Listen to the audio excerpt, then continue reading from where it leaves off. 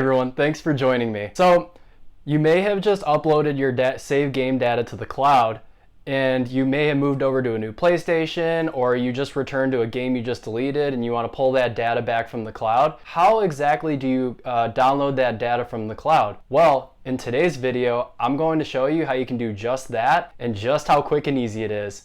Let's get right into it. Okay, so what you want to do is you want to start from the home screen, and then you want to go up to where it says settings.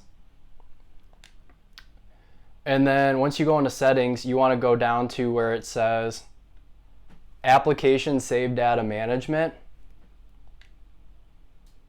And then, so in order to download that data from the cloud, you want to go over to where this plus sign is.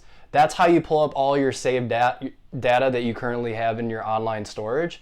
So you'll go down to that, and then you can download from the cloud to system storage. Or if you're starting to run out of some cloud space through PlayStation Network, you can actually delete some of that data that you have up there. So today we're going to download it from the cloud.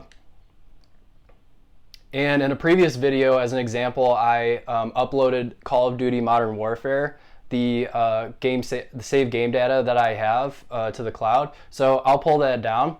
So I'll go into Call of Duty Modern Warfare. And so right here I have my player profile and my save game. And I will download that down here on the bottom corner, and we'll hit download. Oops. Download. And it should only take a few seconds.